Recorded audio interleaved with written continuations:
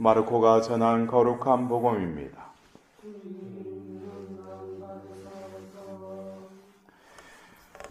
그때 요한의 제자들과 바리사이들이 단식하고 있었다. 사람들이 예수님께 와서 요한의 제자들과 바리사이들의 제자들은 단식을 하는데 선생님의 제자들은 어찌하여 단식하지 않습니까? 하고 물었다. 예수님께서 그들에게 이르셨다.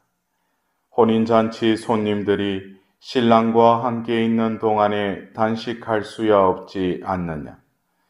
신랑이 함께 있는 동안에는 단식할 수 없다. 그러나 그들이 신랑을 빼앗길 날이 올 것이다. 그때에는 그들도 단식할 것이다. 아무도 새 천조각을 헌옷에 대고 깁지 않는다. 그렇게 하면 헌옷에 기워된 새 헝겊에 그 옷이 당겨 더 심하게 찢어진다. 또한 아무도 새 포도주를 헌 가죽 부대에 담지 않는다. 그렇게 하면 포도주가 부대를 터뜨려 포도주도 부대도 버리게 된다. 새 포도주는 새 부대에 담아야 한다. 주님의 말씀입니다. 그리스도님 찬양합니다.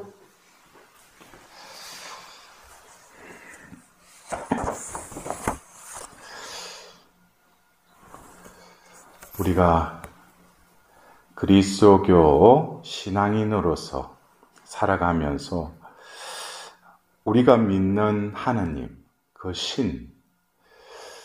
신과의 그 관계성이 있어서 우리가 어떤 때는 하나님을 흠숭하는 경우가 있지만 다른 한편으로는 하나님이라고 상정해 놓은 이미지 안에서 하나님을 섬기는 것이 아니라 자기를 섬기는 그릇된 신앙의 길로 또 나아갈 수 있습니다. 오늘 우리가 들은 일독서와 또 이 복음의 말씀을 듣노라면 우리가 어떤 때는 겉으로 드러나는 행위를 보고 어떤 이 교회 안에서도 저 사람 참 열심히 한다. 저 사람 참 신심이 대단한 것 같아. 왜냐하면 우리 눈은 외적인 것을 볼 수밖에 없기 때문입니다. 그러나 내적인 눈으로 보면은 외적인 것이 진정으로 하나님의 은총 안에서 머물면서 어떤 행위를 하는지 아니면은 자기를 드러내기 위해서 자기가 인정받기 위해서 하는 것인지는 우리의 인간의 눈으로는 쉽사리 이렇게 판단할 수가 없죠. 그러나 하나님께서는 그것을 알고 계신다는 거예요. 그 눈을 우리는 의식을 해야죠. 그러지 않으면 어쩌면 보이기 위한 남을 의식한 신앙생활에 젖어들어서 그것이 자신에게도 내가 그래도 신앙인으로서 할 바는 하지 않는가라고 스스로 만족감에 빠질 수도 있는 것입니다. 오늘 우리가 들은 이 사무엘상건 15장에 하나님께서는 그 사울에게 분명히 그 이민족을 쳤을 때 전쟁에서 너희들을 이기게 하겠다. 그리고 삼족을 멸해라. 그러니까 그 당사자뿐만 아니라 그 가족 그리고 그에 딸린 그 모든 재산들 가축들도 다 멸하라고 그러셔요. 그러나 사울이 어떻게 보면 우리가 들으면은 참 하나님을 참 위해서 사울이 그 전리품 중에 가장 좋은 양과 소만을 끌고 왔다는 거예요. 왜? 하나님께 제물을 바치려고.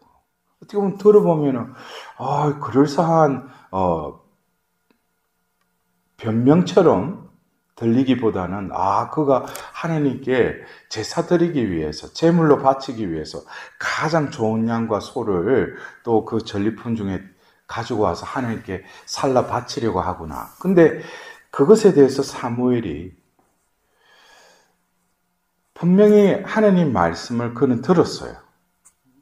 근데 자기가 그 소와 양을 끌고 온 것은 결국에는 하나님께 바치는 것이지만은 또 보이기 위한 것이기도 하죠. 자기가 승리했다는 것에 대한. 여기서 그 사무엘을 통해서 주님의 말씀을 듣는 것보다 번제물이나 희생제물 바치는 것을 주님께서 더 좋아하실 것 같습니까? 진정 말씀을 듣는 것이 제사 드리는 것보다 낫고 말씀을 명심하는 것이 순양의 국기름보다 낫습니다. 어떻게 보면 이 제물을 바치는 것, 제사를 드리는 것, 우리도 지금 이 미사는 하나님께 제사를 드리는 것이죠. 우리 신자들 중에는 또 그래요. 매일 미사에 참여하는 또 그 어떤 습관과 더불어서 매일 미사에 참여하는 또 우리 신자들이 있어요. 근데 어떤 날 또 미사에 참여하지 못하면은 왠지 모르게 뭔가를 놓친 것 같은. 근데 그 내면을 보면은 미사에 참여하지 못한 것이 오늘 또 하나님의 말씀을 듣고 하나님의 그 예수님의 몸을 모시지 못해서 그것이 안타깝다라고도 하는 이도 있을 수 있지만 자신이 의례 매일 미사에 참여했는데 그날 무슨 일이 있어서 빠졌어요. 그러니까 뭔가 마음이 허탈하고 뭔가 자기가 해야 될 일을 못한 것 같아요. 그러다 보니까 결국 그 마음속에는 자신이 늘 하던 것을 빠뜨렸기 때문에 자신이 마음이 좀 뭔가 허전한 거예요. 그것은 자칫 그 안으로 들어가 보면은 자기 중심적인 신앙생활로 어떤 만족을 느끼지 않는가. 제가 그렇다고 단적으로 그렇게 단정 짓지는 않아요. 그러나 자신에게 물어보면 신앙행위가 하나님을 위해서 내가 온전히 흠숭하기 위한 경신의 행위를 하는 것인지 아니면은 또 그것으로 인해서 자기 만족이나 자기 위로에 빠지지는 않는지 그것에 대해서 오늘 복음에서는 희생행위 중에 하나가 우리가 기도 단식에 있어서 또 우리는 하나님하고의 관계 속에서 자신의 어떤 기원을 드리는 데 있어서 단식 기도를 할 수도 있고 또 그리고 자기가 지은 죄에 대해서 하나님께 진정으로 뉘우치는 마음으로 단식을 통해서 참회를 할 수도 있습니다. 근데 오늘 이 복음의 말씀을 보면은 요한의 제자들과 바리사이들이 단식하고 있었다 했어요. 그들은 단식하고 있는데 또 예수님의 제자들은 왜 단식하지 않느냐라고 이렇게 질문을 해요. 그 질문 속에는 어떤 뉘앙스가 내포되어 있는 것 같아요. 아니, 우리는 하나님을 섬기는데 정해진 때에 단식하는데 너희들 왜 단식 안 하느냐? 어떻게 보면은 유대인들에게 있어서는 이 단식은 정해진 절기나 또 법에 의해서 분명히 어떤 단식의 행위를 해야죠. 그 의미는 자신들이 하나님의 백성으로서 그렇게 살지 못하는 데에 대한 희생, 또 그리고 그것에 대한 하나님의 참회, 이런 것들이 내포되어 있는데 이 질문을 통해서 볼 때 그들은 이 단식을 다른 사람에게도 강요하죠.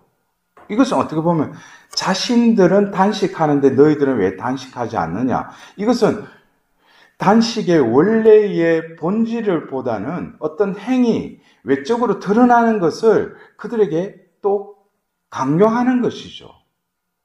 여기서 어떻게 보면은 우리가 자칫 하다 보면은 움찔하고 그래 나도 단식해야지. 그런데 예수님은 바라보시는 그 관점이 틀리죠.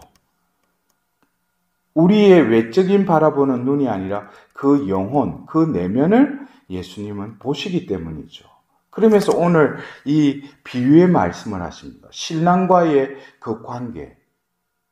신랑이 함께 있는 동안에는 단식할 수 없다. 이 말씀을 통해서 결국 뭡니까?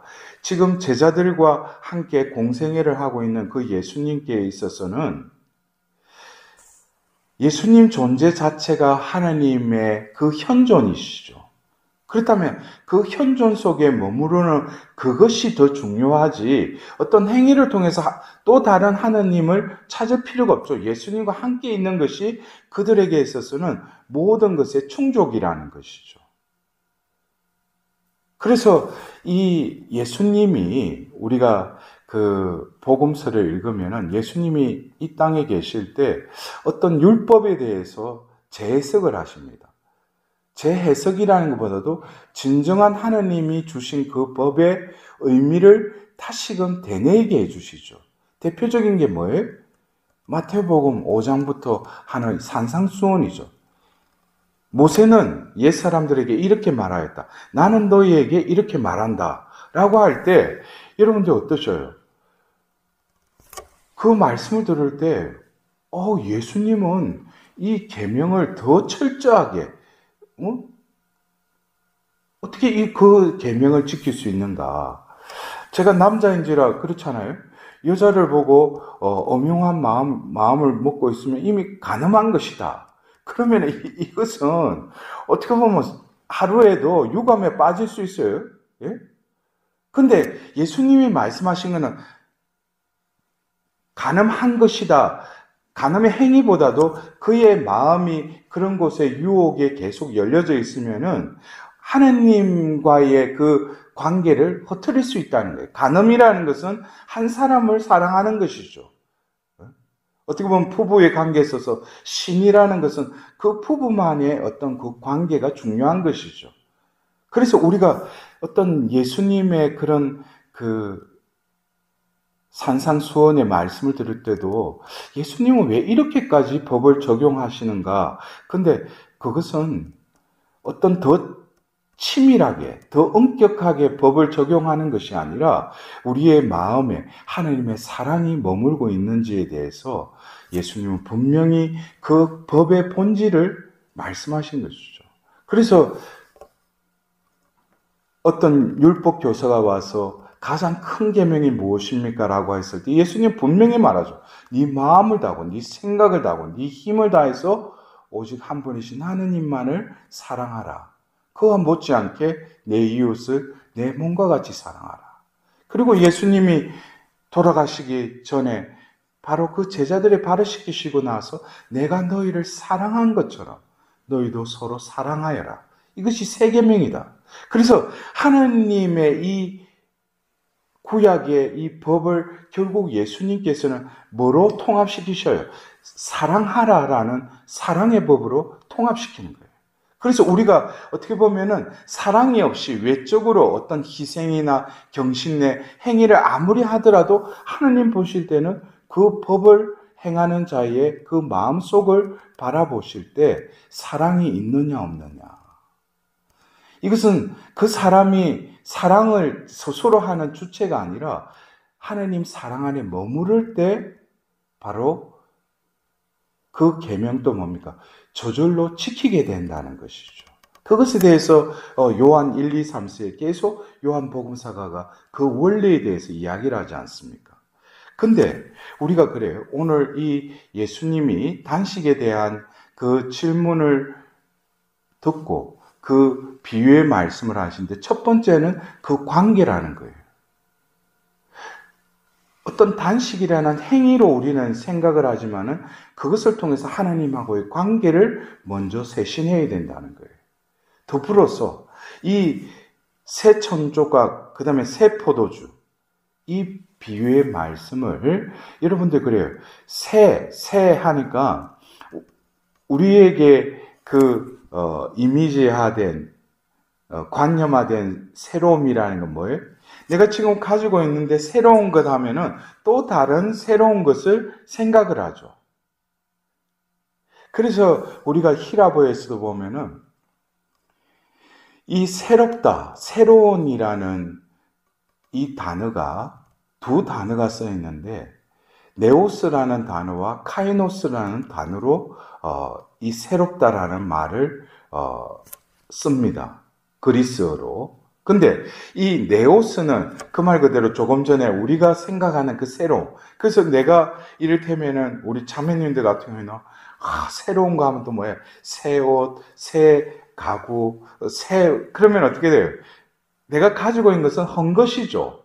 헝것이니까 새로운 것으로 바꾸는 거죠. 근데 새로운 것을 사는 그 동시에 그 새 가구, 새 옷, 새 주방기구, 어떤 여러 가지 새로운 것이 뭐에 돼요? 자기가 사는 순간에 헝것이 되죠. 이것은 일시적인 새로움이라는 것이에요. 우리 형제님들 같은 경우에는 또 뭐예요? 어떤 분, 이번에 보니까 새 자동차, 어떤 이런 거. 그러나 그 자동차를 사서 딱 시동을 거는 순간에 이제는 중고차가 되는 거죠. 새 차가 아니라. 그래서 이 새로움, 네오스라는 뜻은 한시적이라는 거예요. 근데 우리는 이 예수님의 이 비유의 말씀을 새 포도주는 새 가죽 부대에 담아야 한다 할 때 새 포도주는 예수님 존재 자체이시죠. 그래서 우리가 이 미사 성제 때 예수님이 당신의 살과 피로 우리에게 다가오실 때 결국 예수님은 새 포도주로 우리에게 다가오시는 거예요. 그럴 때 우리는 이 새 포도주 할 때 이 새는 네오스의 단어를 쓰는 것이 아니라 카이노스의 단어를 씁니다.